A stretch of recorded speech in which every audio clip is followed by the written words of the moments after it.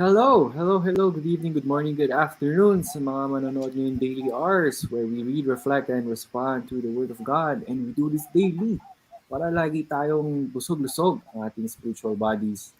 Parang lagi natin kino-compare sa physical bodies natin. Lagi tayong kumakain na araw-araw, 3 times a day, 4, 5, 6, 7, 8 times a day. Di ba? Masarap kumain dyan. Kaya lagi tayong malusog, malakas. Ganun din. Ganun din sa ating spiritual bodies. Nga lang, ang pagkain natin, andito. And ito, kinakain natin gabi-gabi dito sa Daily Hours every 9 p.m. sa Facebook, KUMU, and YouTube. And currently, we are reading from the book of Genesis. Chapter 23 na po tayo tonight. We just finished chapter 22 last night. And ang kasama natin ngayong gabi, si Kuya AG at Ate Jeron. Alright. How are you, Kuya AG? Musta dyan? Okay naman. Nilalamig ako. Lamig ng electric fan. Parang bagyo. So, okay naman. Alright. Awesome to hear that you're doing great. Ate Jeron, kumusta naman dyan?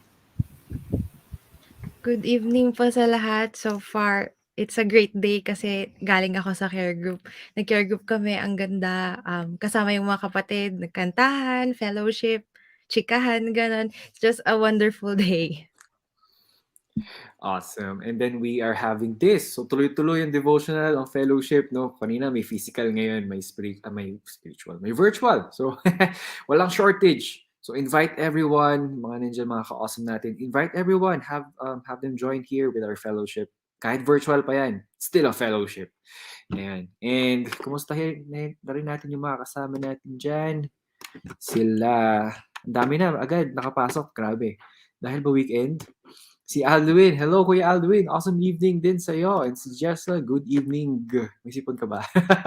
Hello, Ate Jessa, good evening. And si Alvin, awesome, blessed evening sa mga gwapo at magandang awesome people of God. Alright, gusto ko yung greeting mo, ha? Thank you, Kuya Alvin, for being with us every night. And si Ate says, good evening din. Hope you're doing well. Mother dear, good evening. And si Abigail, good evening din. Si Says, ayan, nagtatag na sila. Si Says, si Jessa, awesome. Tag na rin kayo dyan. Gayahan nyo lang sila. Tag the name, click the link, and invited na sila nun. And si Dad, good evening, Dad. And si Kasmir, hello. Good evening, Kasmir. And si Ate Jing, awesome evening, mga kapatid. Awesome evening din po. And si Bea Moore, blessed evening po sa lahat. Bea Moore greets everyone, as always. And si Ate Lea na nasa YouTube, laging nasa YouTube, and laging nandito din. Hello, good evening, beautiful people. Happy daily hours and happy weekend. Grabe, happy weekend, and tomorrow is another week. So grabe, no, bilis lang. Thank God for this whole week of learning with you every evening. Awesome indeed. So far, wala pang absent, no? So, rektahan lang to, Ate Lea. So, awesome. Thank you for being with us. And si Charles, good evening, Kuya. Good evening, everyone, sabi niya. Si Alvin, nagtatag na rin. Sabayan niyo na sila nila Jessa. And Miss says, Ate Lore, good evening din po. And si Justin. Awesome, Justin. Awesome evening, mga ka-awesome. And si Gemina. Hello, Ate Gemina. Parang first time ko narinig yung name mo. Welcome to Daily Hours. Glad to have you here with us and read with us tonight. And nagtatag na rin siya ng friend niya. Awesome. And si Ate Melissa, praying for all to continue in God's grace. Yes. Continue lang in God's grace. And actually, God is so gracious that He's blessing us with so much opportunity to learn, to read, reflect, and respond every night. So thank you, Ate Bilis, also for being with us tonight. And hello, Josh. Good evening, mga ka-awesome din, sabi niya. Awesome. Dami na. Okay. Dito na halos lahat. Si Bea Moore, nagtatag na rin siya. Nagtitibay. So, bayan nyo na rin sila. So, one way of sharing this link or what we're doing here, this devotional, this reflection is by tagging, or you can share it on your story or your My Day, sharing the link through Messenger. Daming ways. But this is one of the easiest because andyan na nasa comment na. So, tag lang yung names nila. Awesome. Thank you, Bea Moore. And there, like I said, we are in the book of Genesis, chapter 23 tonight. And wait, hello, Eman. Good evening, Eman. And so nasa chapter 23 tayo tonight. But of course, recap muna from last night when Abraham was tested. And I believe most, if not all, no, is familiar of this event in history where Abraham was asked to sacrifice his only son, Isaac. Ang tagal nilang hinintay ni Sarah. Tapos hihingin sa kanila ni God. Di ba? Ipapaalay niya. Papatayin niya yung anak niya. But, sa story, hindi naman pinatay according to the record. It was a test. Abraham was tested. So, here, quick recap. Chapter 22, you can scan with me. Scan lang natin siya ng mabilis para ma-refresh tayo. So, sometime later, God tested Abraham, sabi sa verse 1. He said, Abraham. And anong reply niya? Here I am. Yung attitude of being ready, always ready when he is called. Ang daming reflection about that last night. And verse 2, then God said, take your son, your only son, whom you love, Isaac, and go to the region of Moriah. Sacrifice him there as a burnt offering on a mountain I will show you. So, Abraham was asked to sacrifice his son as a burnt offering. Kayo na mag-imagine anong itsura nun, di ba? And verse 3, early the next morning, Abraham got up and loaded his donkey. With no questions asked, he obeyed. No? And my discussion din last night about blind obedience, this is not it. One of the sharings last night is that Abraham was so familiar of his God, of God the Father, of God, his character, his nature, na whatever he asks, it's for a purpose, and he does not ask anything out of reason. So that's kaya ganun yung attitude niya sa verse 3. Early in the morning, Abraham got up and loaded his donkey, and he took 2 of his servants and his Isaac. So 4 sila traveling. And when he had cut enough wood for the burnt offering, he set out for the place God had told him about. And on the 3rd day, nakita na niya in the distance yung lugar na saan niya sacrifice si Isaac. So he told his servants, stay here with the donkey while I and the boy go over there. We will worship, and then we will come back to you. So nung nabasa ko siya, he knew that God's command or God was asking for his son Isaac to be offered as a burnt offering. Pero ano yung sinabi niya to the servant? We will worship and then we will come back to you. So parang alam na rin niya, di ba? Parang feel ko hindi eh. Pero I would still obey. It's just my take on it. In verse 6, Abraham took the wood for the burnt offering and placed it on his son Isaac. And he himself carried the fire and the knife. As the 2 of them went on together, Isaac spoke up and said to his father Abraham, Father. Yes, my son, Abraham said. The fire and wood are here, Isaac said. But where is the lamb for the burnt offering? Isaac, being raised by a God-fearing father, Abraham, alam niya, di ba, how it works. So Abraham answered, God himself will provide the lamb for the burnt offering, my son. Even that, he already knew. So yung familiarity niya of God is just, you can truly see there's a relationship there.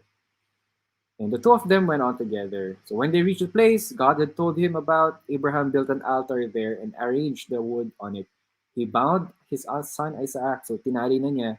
He laid him on the altar and on top of the wood.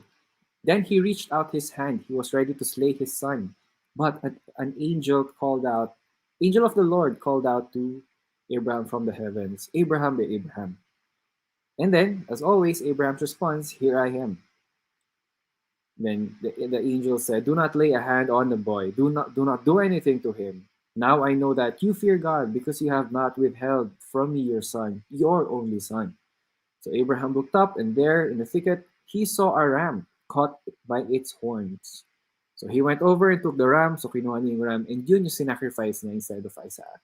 He sacrificed the ram as a burnt offering instead of his son. And Abraham called that place, the Lord will provide. And he did.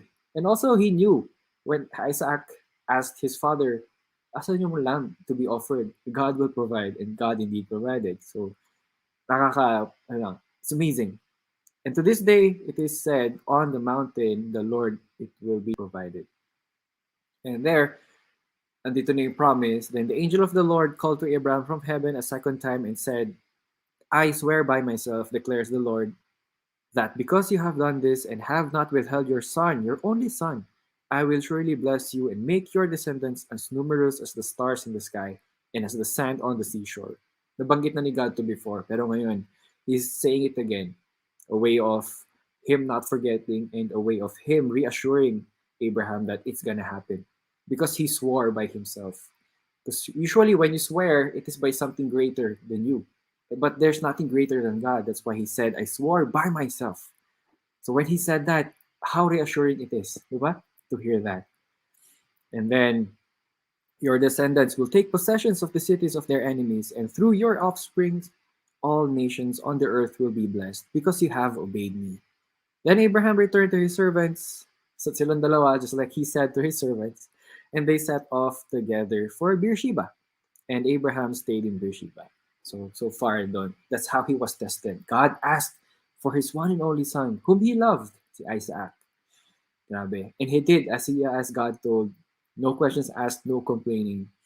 It's not, sometimes it's seen as a blind obedience, blind faith, but it's not. Because Abraham knew God. As in knew. Kilala niya yung Diyos. So, as a reflection, tayo rin, di ba? As we walk with God, dapat nakikilala din natin siya, like Abraham did. And also, we've read from verses 20 onwards about Nahor's son. Record ulit siya. And tonight, we're going to talk about or read about Sarah's death and burial. So they got old. Matanda na nga rin sila, di ba, nung pinanganak nila si Isaac. And eventually, they died. And here tonight, we're going to read on the death of Sarah and her burial from chapter 23, verses 1 to 20. And I'll ask Ate Jerome to prepare while kumustahin natin yung mga humabol dyan. Si Jazel, hello. Awesome to have you here with us. Good evening. Nagtatag na rin siya. Awesome. It's a bit more. Nag-awesome na sila ni Alvin. Si Ate Lore nagtatag. Awesome. Si Cez nag-awesome na rin. Hello, Bert. Good evening. May the God be with us. Amen. And si Dad. Awesome. Ayun, nag-awesome na yung mga ka-awesome natin dyan. Sabayan niyo na sila. Let's start our reading for tonight. Verses 1 to 11 muna tayo. Okay.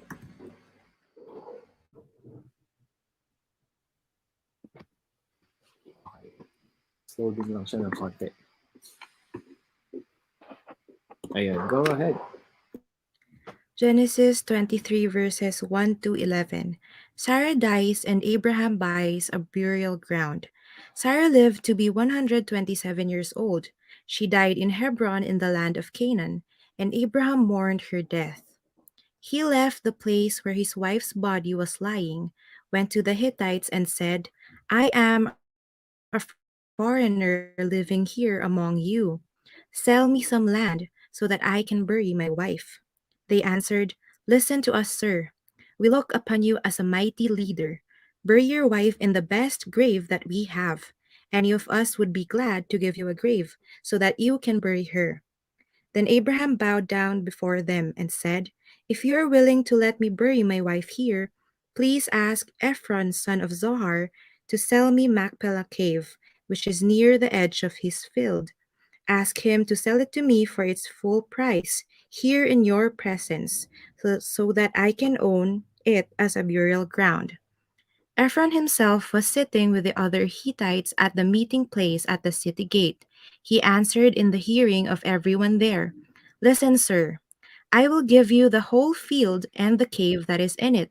Here in the presence of my own people, I will give it to you, so that you can bury your wife.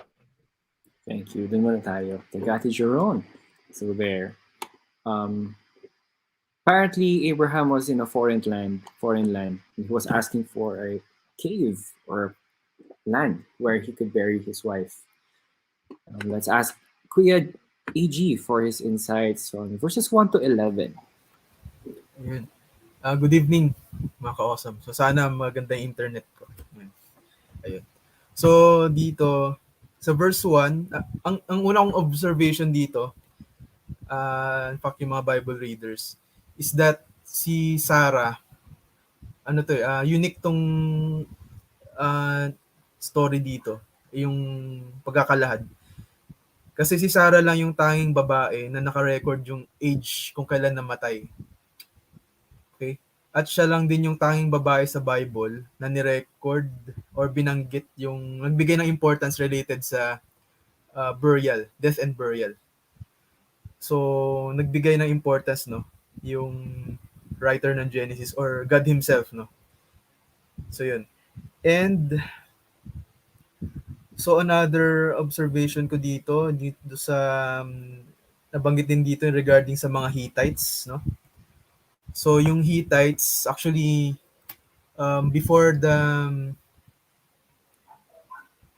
20th century, parang kine-question ng mga tao regarding sa existence ng mga Hittites, no? So tingin nila parang gawa-gawa lang tong story na to or yung Bible kasi nga wala naman daw Hittites. Pero nung tumagal, nung later on at the dawn of the 20th century, na-discover, no? May mga archaeologists na na-discover na totoo nga yung mga Hittites. So yun yung isang ano ko dito. So the Bible is true. So itong Hittites na to, talagang may Hittites, hindi lang ito gawa-gawa. At yun, mas na-confirm pa through archaeology. And of course, tungkol to sa burial ni Sarah, ito makita natin, no? Nagkaroon ng bargaining. So, merong target na place si Abraham, which is yung Cave of Machpelah. So, nakipag-bargain siya doon sa mga Hittites. So, and then, kung mapapansin natin dito, kinonsider dito ni Abraham yung culture nila, yung patakaran ng place. At mapapansin natin dito, yung bargain nila, originally, mapapansin natin, parang sinasabi ni Ephron na ibigay ko na lang sa'yo to, parang ganun. So, culture nila yon. So, kung baga sasabihin, ibibigay ko na sa'yo to the point na yung mismong bibili or yung mismong tatanggap, isasabihin niya, hindi, bilhin ko na lang yan. So, ganun yung nangyari dito. So, parang naalala ko yung culture nating mga Pilipino, no? So, for example, magbabayad sa jeep, magbabayad na ganyan. Hindi sasabihin, hindi, wag na. Pero sa totoo lang, gusto nating ilibre tayo. Parang, o minsan ganun, no? So, parang ganun din culture dito na, hindi, bibigay ko na sa'yo to the point na yung mismong si Abraham nagkusa, clarify, hindi, bibiling ko yan, huwag mo ibigay sa akin yan. So, ayun, yun yung mga napansin ko dito. And of course, si Abraham, yun, literally speaking, siya ay isang stranger and foreigner talaga dun sa land na yun. Kasi originally, nanggaling siya sa Ur of the Chaldees. So yun, as a foreigner, nirespect niya kung ano yung culture, kung ano yung meron dun sa place na yun. Dito sa land of Canaan, no? Nirespect niya kung ano yung practices ng mga Hittites na yun. At hindi lang basta niya inangkin kung ano yung gusto ko tong lupa na to. So hindi niya recognize niya, no, yung properties ng mga pag-aari ng mga Hittites. Ayun, so far yun muna. Thank you, Kuya AG. Oh no, and then also the Hittites mentioning that they see him as a great prince, something to that effect. So may matunog din kasing pangalan ni Abraham before. One king also already feared him because he is with God. So ano pa ba yung mga hindi naka-record dito? Most likely, di ba? So Abraham being a righteous servant of God, di ba? God-fearing as he was, he would have this kind of reputation, and apparently the Hittites acknowledged this about him. And isa din yun na na-pick up ko yung tradition talaga nila. No? Noong una, I saw it as something generous. Ganun. Parang napaka-generous naman ng Hittites. They're offering land. And even the field, the cave and the field. Yung pala, it was how they bargained before. Kasi kung ngayon, baratan, noon, parang more of, parang nag-hesitate, pero gusto talagang bayaran mo, pero hindi, ito sa'yo na. Iba yung pag-bargain nila before. But Abraham knew that and he respected because he was a foreigner in the land. So, he was not arrogant. He was even humble. No? You can see that about Abraham. About Jeron, ano naman insights mo from 1 to 11? Wonderful insights, Kuya AG. For me naman po, ang first na napansin ko dito is the age. Sarah died 127 years old and for today, 'di ba, ang rare. Umabot ka lang ng 60 years old, 'di ba? Masaya ka na. So, if you go to the following verses, Abraham actually died at 175. So, may 50 years na parang 50 years na mag-isa si Abraham, namatay si Sarah. And then the next thing I noticed here is I believe Sarah and Abraham's bond was very strong, 'di ba? Till death do us part talaga marriage, eh. Hindi nung namatay si Sarah hindi niya naman iniwan lang, "Diyan ka na, bahala ka na diyan." 'Di ba hindi, he chose the best. Sabi dito 'di ba, he wanted the best burial ground for his wife. And that's very important 'di ba? Till death do us part talaga. Hindi lang sila nag-oath in front of God kasi 'di ba? I mean nag-oath sila in front of God and in front of people and in front of everyone else. So binigyan niya yon ng importance hanggang namatay yung asawa niya. And I think that's very wonderful talaga dito sa part na 'to. And then, Sarah died in Canaan, which is the promised land, 'di ba? So Abraham was called out of Ur, and then they arrived at Canaan. She died at the promised land. So ang ganda, 'di ba? Nag-promise sa'yo si Lord and then dun ka na hanggang sa namatay ka. So it's nice and then we can also see here how God keeps his promise once again, 'di ba? And then another thing I noticed here is the response of the Hittites. Sabi niya, "We know you as a mighty leader." 'Di ba? So, ang ganda talaga ng pinakita ni Abraham sa'tin, 'di ba? Hindi lang siya man of faith, hindi lang siya man of actions, hindi lang siya man of lifestyle, but he is also a mighty leader. He is a great leader. And even the Hittites saw that when he won against the war, and then he has a lot of leadership ways na makikita natin dito how he leads his people, 'di ba? Remember when we go back to the past verses, he divided the groups and then they won. And then the Hittites saw this, that he is a mighty leader. And it's nice to hear this, no? We look upon you as a mighty leader. Bury your wife in the best grave that we have. So dahil nakita nila na mighty leader siya, they offered the best grave. 'Di ba? Sometimes when people see how we live, sila na mismo yung mag-o-offer eh kasi mighty leader ka, you're a good person, you're like this, like that. Parang I'm so inspired by what you do. So take this land. Parang ganun yung nangyari and it's very wonderful. And then another thing here is Abraham asked for the full price. Sabi niya, give me the full price. Hindi naman siya tumawad, 'di ba? So ang ganda, parang talagang binibigay niya lahat sa wife niya eh, kahit patay na yung wife mo. So the pinaka main highlight talaga sa akin dito is that marriage is um marriage is very important and it's not just an oath in front of people, it's an oath in front of God. So as much as not as much as possible, but you should keep it till death do you part with your wife. That's my insights. Thank you, Jeron. So the importance of burying your dead, let alone the marriage, right? So you can see the kind of how do we really serve, and yun nga, how paano ba living that long, the kind of relationship they had, but the kind of relationship you would also have, lalo if God is in the center of it, it would really mean way more. So there's really life, way more life in Christ. Because mas may meaning yung mga ginagawa natin. And we're not, as Christians, we don't just serve, diba? We don't just obey. It is also about the relationship we build with each other. Way more meaningful because it is a God-centered relationship with each one. So we can see that on how also Abraham treated his wife, or maybe also with or his household, his servants, and whoever.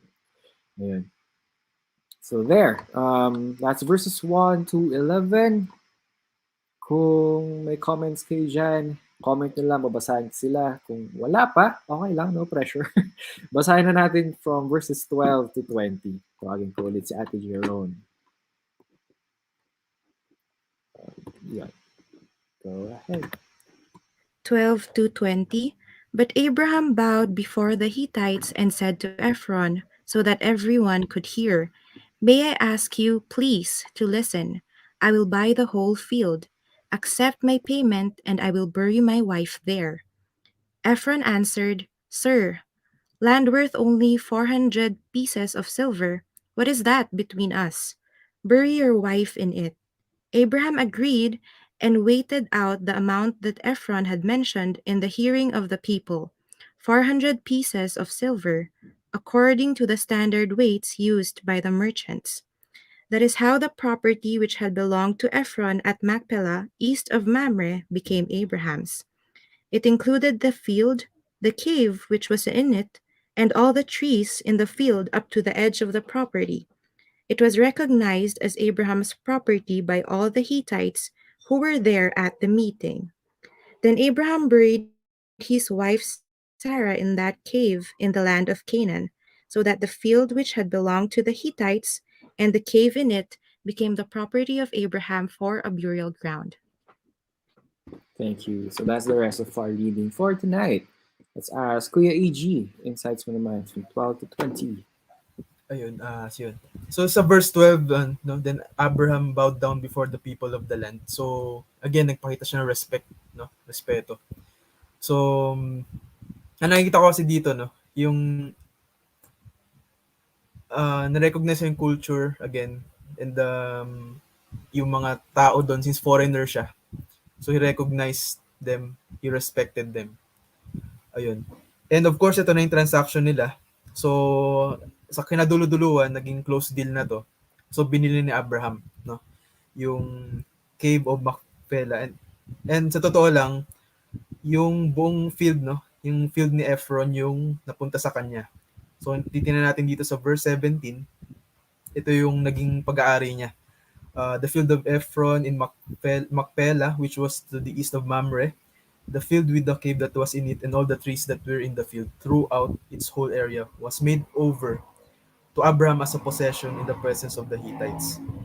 Ayun. So, yun yung napunta sa kanya, yung field ni Ephron. So, titingnan natin, no, ang pinramis ng Panginoong Diyos actually is yung land of Canaan, no.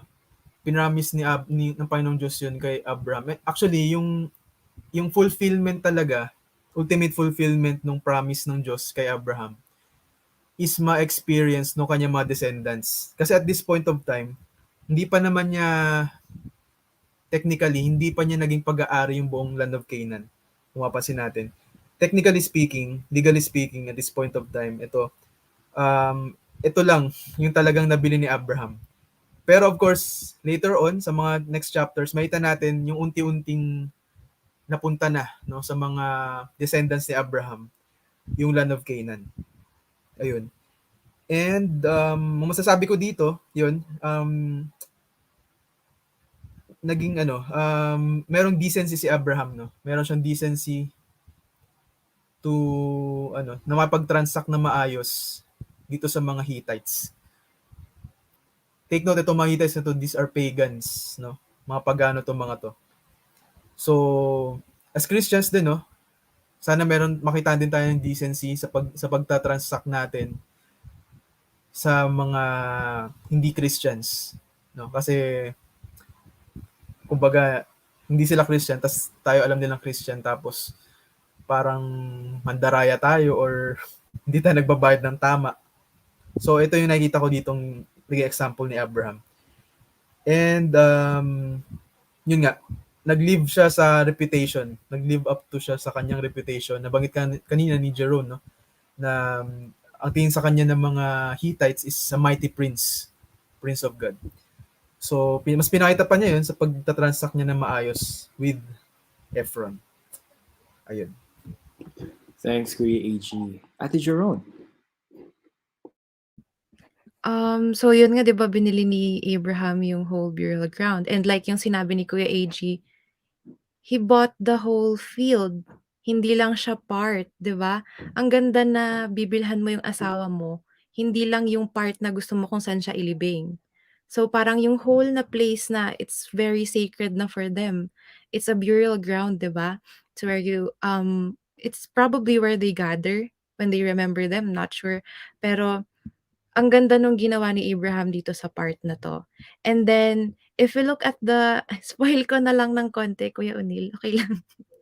So, if you go to the following verses 'no, 'di ba, Sarah was, buried in Macpelah cave. And then if you go to the following verses, Abraham was buried there as well. So, magkasama sila, 'di ba? Till death do us part again yung hina-highlight ko. Ang ganda ng nakikita mo dito how God really, um, made the marriage so strong in a way, 'di ba? They both worship the Lord. And then, andun sila going strong hanggang sa namatay yung isa, magkasama pa rin sila sa libingan, which is sa cave, 'di ba? And it's very wonderful 'no, na they were called by the Lord. They moved, they went to the land of Canaan, and then they had to face the kings twice, 'di ba? Parang they lied twice, but still they're together, 'di ba? And I'm not sure if this is part of the insight, pero ang nakikita ko dito is, I hope we find that, bond as well with a person 'no, that you serve the Lord together. And it's so wonderful when you serve God na hindi lang ikaw, may kasama ka. Hanggang mamatay kayong dalawa pinagse-serve niyo si Lord, 'di ba? And I hope we find that love too, soon, 'di ba? I mean, it's possible when we worship God, 'di ba? We can worship God pero in a way na I think it's more powerful, eh, 'di ba, if you're together. And then we see a lot of Christian couples right now sa church natin that they go and support orphanages and they support congregations together, the husband and the wife, till death do us part. And I see a lot of elders with their wives na nagsusupport sila ng mga Bible colleges, gano'n, together. And also meron pa yung namatay na yung wife or yung husband, pero the other one still stays to support the church. 'Di ba, it's wonderful when you make goals together for the Lord. So that's the main insight I see here talaga. Awesome. Thank you, Ate Jerome, for emphasizing that. Kasi you have the same, ano ba, same desires as God, aligned kayo with God. So it makes everything more genuine. If you already have that relationship with God that is so genuine, how much more with people? Kasi yan, everything starts with God. So, He will transform us. And then everything else that we do, if we are truly aligned with God, everything becomes true and genuine and Christ-like. Kaya ganun na lang sila ni Abraham and ni Sarah. And also, ang napansin ko pa, the blessing, the promise of God that they will be in that land, they died there. And then, umabot at umabot sila eh, though they're already dead. Pero this is something I always think about, na when God makes promises, it is beyond the time of men. Yung minsan, hindi naman minsan, mostly, sa promises of God, hindi na nila nararanasan. They would already die. But that doesn't mean that God would not fulfill His promise. So namatay na sila, but where are they? Canaan. Right? Just, mind-blowing. You can really see how in control God is. And then, batiin ko lang yung humabol. Andito rin si, hello, Ate Cass. Good evening po. And si Kuya Jess, andito na rin siya. May comment din siya. Awesome evening, everybody, everyone. Sabi ni Josh, super connected sa sharing ni Jeron. Solid pa rin yung commitment ni Abraham kay Sarah. Even beyond death, Abraham cared greatly for his wife. Ito yung tunay na relationship goals in terms of commitment. Indeed, no? Relationship goals. And si Kuya Jess, sabi naman niya sa verse 4 to 6, verse 4 to 6, Abraham was in a foreign land looking for a place to bury his wife. Strangers offered to help him because he was a mighty prince and they respected him. Grabe pa yung label sa kanya eh. Prince of God, something like that. To that effect. Lagi kong napag-mix-mix eh, pero to that effect. So they did respected him. He had a reputation. So Abraham invested his time and money in serving God and earned a pleasant return on this investment. A good reputation and respect of others. Ito yung may reflective question pa si Kuya Jess. How is our reputation in our community? Medyo malalim yung reflection na yan. Kasi if they can truly see Christ in us, di ba? Most likely we would earn that kind of respect because Jesus is a respectable person. The principles he's teaching us is something to be respected for. But for us, we could turn it the other way as well. How much do we respect others? Parang ganon. So, malalim na itong reflection question nito. How is our reputation in our community? Are we seen to be Christ-like? Diba? Yun. So, or are we treated harshly because we are harsh to them? Ang dami pumapasok na pwedeng pang-reflect. And also, Kuya Jess adds in verse 10 to 15, a very good example of polite interchange and bargaining. Maganda mapag-aralan yung gantong way of communication. Yes. Aside from it being tradition, parang yung unang pagpasok nga sa isip ko nung binabasa ko siya, parang sobrang polite naman ito dalawang to. Kasi kung ngayon magbabaratan sa palengke, halos mag-away sila. Diba? Ako rin mo naman. Ganito yung presyo ko, mahal-mahal ko na ko yan. Ganun. But for them, halos di na sila magbayaran. Di ba? Parang, sige sa'yo na. Pero for them, it was tradition or culture or how they really bargained before. But you can see how gentle they were with words. So, yeah, it's a nice practice. Actually, we have this trait, sabi nga ni AG, as Filipinos. Yung parang sa jeep lang, pag ililibre ka ng bayad sa jeep, di, wag na. Pero gusto talaga siya, bayaran mo na. Ito naman, 7 pesos lang. Diba? So, yeah. And si Casimir. Ano to? Takeaways mo ba? May number siya. 1. Abraham mourned and wept, and then he got up after it. When we lose hope, when we lose people, mourning and weeping is a normal reaction, but we also must rise up after with hope in God. Ayan. So, let's not stay there. No? Number 2, Abraham's humility. Abraham's humility is also admirable. In essence, Hebron is part of Canaan, the promised land to Abraham, but he did not feel entitled to it and even introduced himself as a foreigner to the land. In his genuine faith, he was offering to buy the land and insisted on it. No entitlements. I agree. Diba? God promised him that he will be given the land of Canaan. So, being that, pwede siyang naging self-entitled. Pwede na niyang in-assume. Hindi ko kailangang bilhin to kasi akin to. Ibibigay din sa akin ng Diyos. He could have said that easily. But no. Right? He was patient with God's promises. He respected the people in the land. He was humbled, even though he was recognized as a godly person. So, ang dami nating matutunan talaga sa buhay ni Abraham.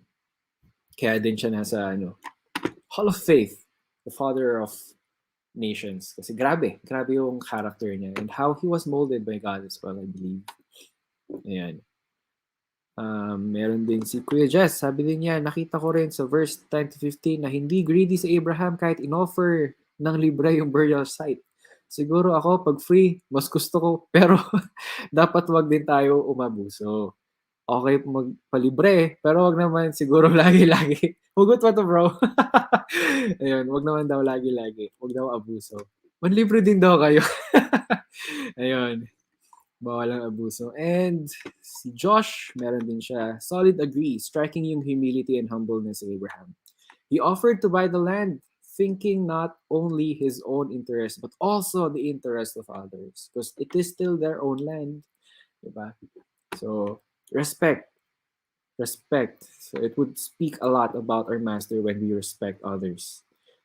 Even, lalo na if they're not Christians, it would tell them about Christians. Kasi they're not Christians, but they don't know Christ. So for us to introduce them Christ, show it in our lives. So parang binanggit ni Kuya AG kanina. Ayun. Alright, so wala na magka-comment.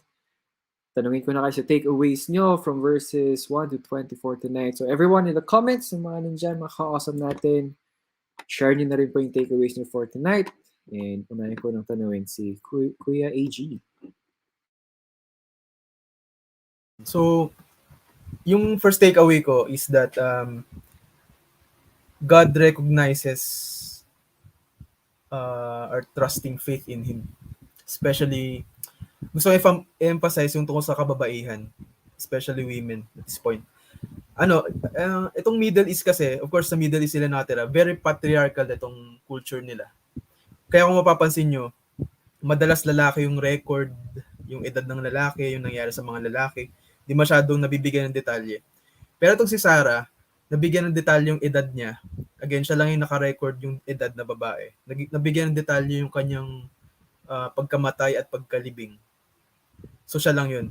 Gusto kong i-cite yung yung Hebrews chapter 11 verse 11. By faith Sarah herself received power to conceive, even when she was past the age, since she considered him faithful who had promised. So, umaalala natin sa previous chapters, makita natin nung may dumalaw na 3 visitors kina Abraham. Nung narinig ni Sarah yung na magkakaanak nga siya, natawa siya, di ba? Tas to the extent parang dininay pa nga niya natawa siya.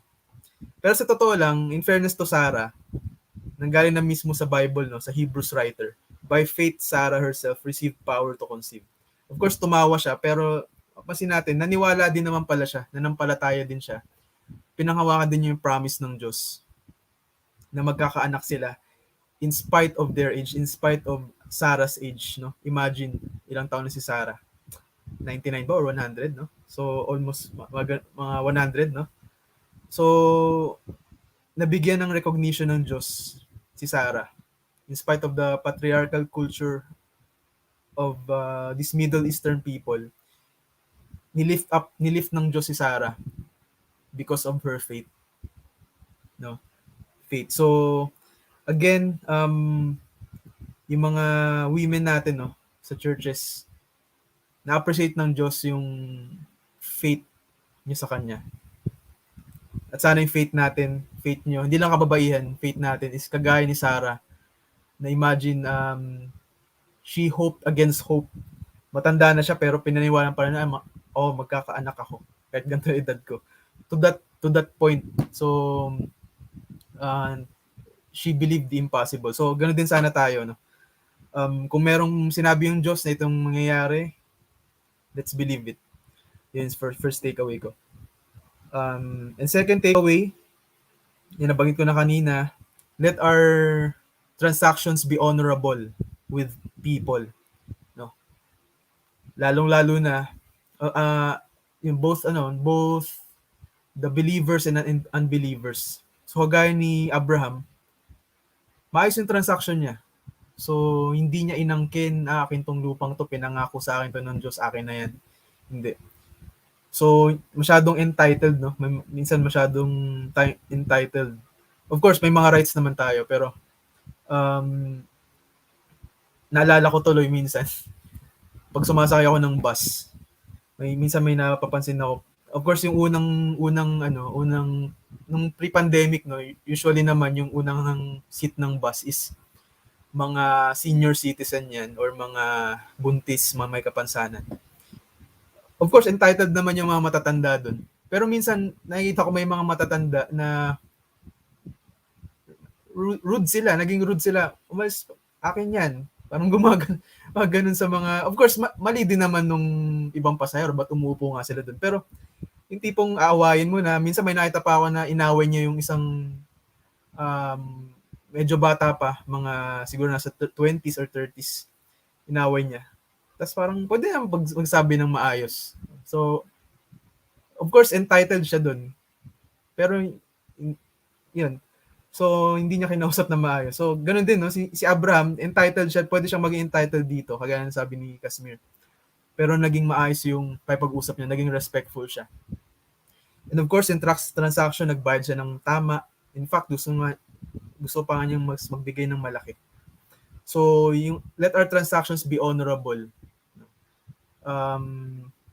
Hindi lang sa mga ka-church natin, kahit sa mga unbelievers. So, for example, yung mga taxes, kung mayroong tayong business, maayos sana yung taxes natin, nare-remit na nagbabayad tayo ng maayos ng tax. naalala ko yung sa present company na pinagtatrabahuan ko. Yung kasi president namin is a religious person. He's a Baptist siya, no? Baptist. So, isa sa mga advocacy niya is against corruption.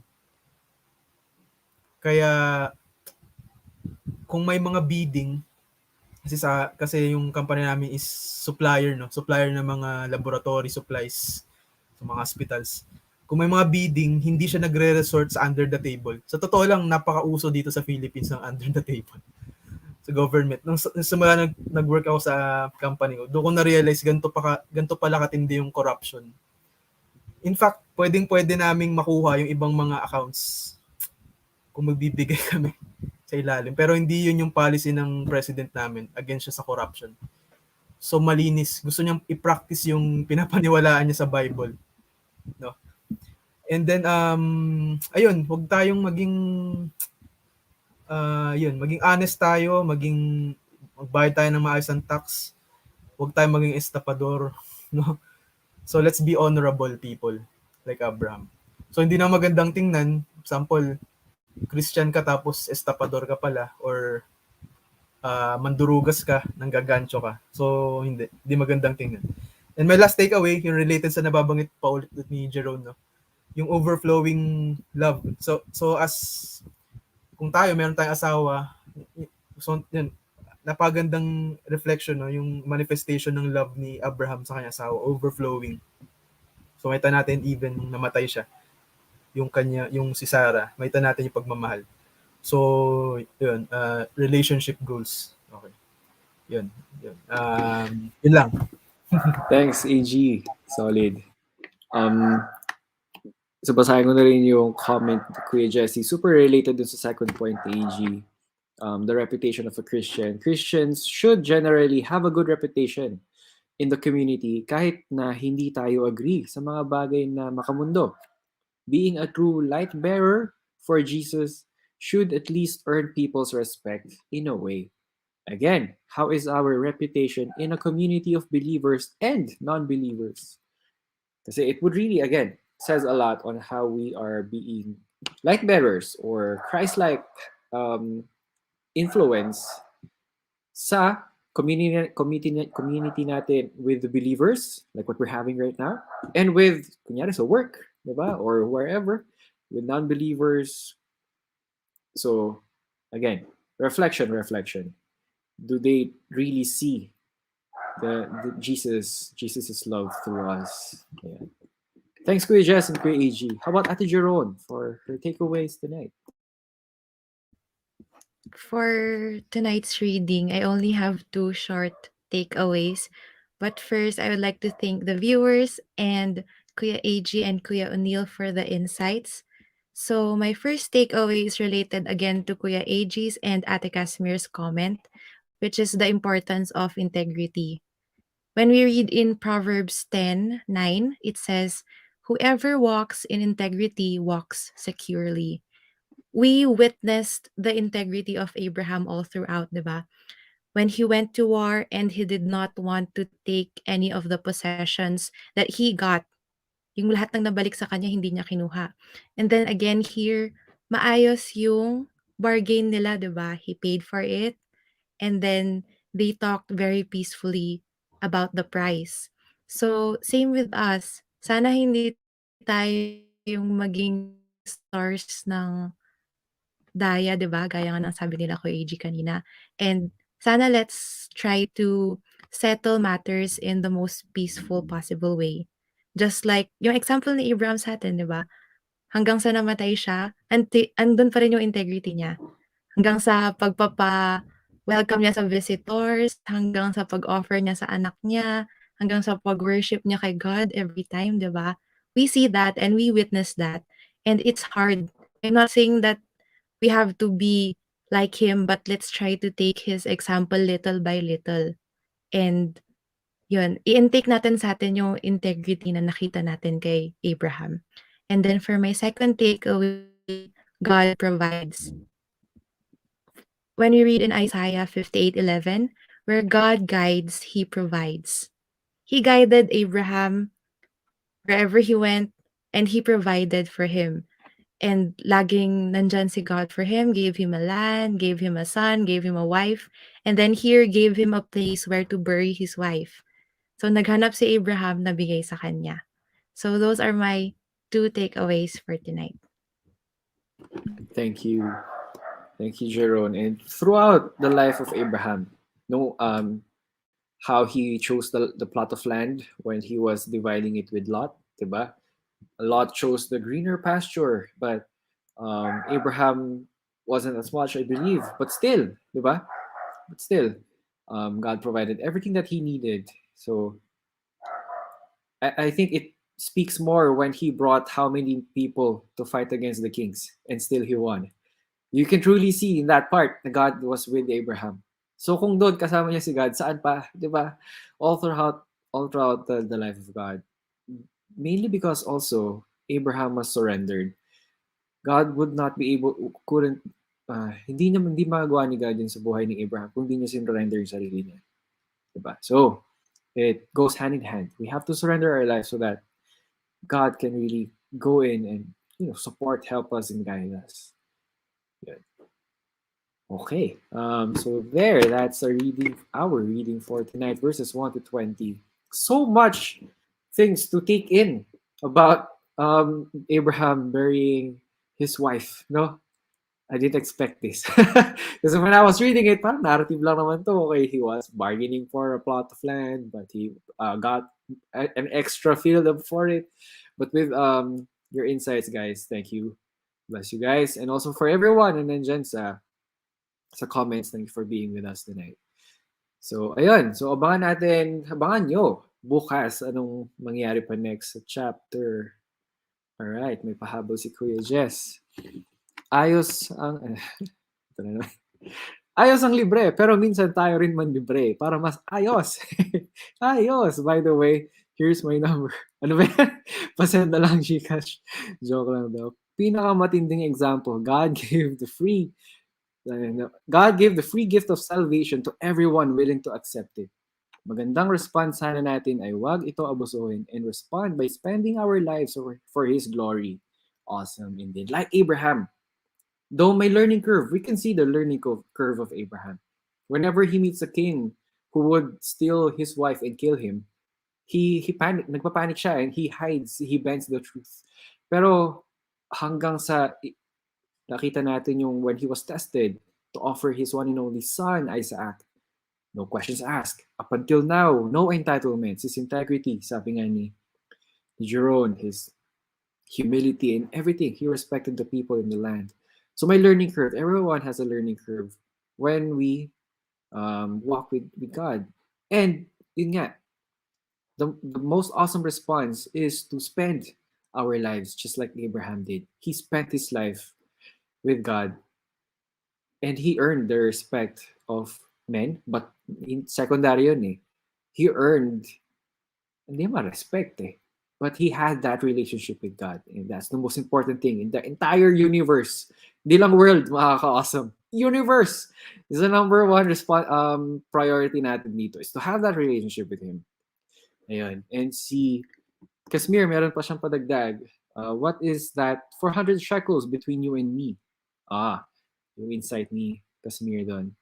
Abraham treated the large sum of money with low regard and paid it fully like what he said. Money is no issue for Abraham. His priority was to properly honor his wife's death and in an honorable way. And Abraham did all this level-headed even after Sarah's death, which is a heavy emotional baggage for him. Yeah, so it was collected. And also may isa pang insight dito na part of their culture when they bargain is doble yung presyo. Kasi ina-expect nung magbebenta, natatawad pa yung bumibili. Pero hindi na tumawad si Abraham. So yeah, he actually got the land, the cave and the land for a much higher price. But that didn't matter. That didn't matter. Because what mattered to him is for him to be able to bury his wife. So, di ba? Wow! Another isa pang hugot dun sa marriage life, sa relationship goals, di ba? No amount of money can replace that. Solid.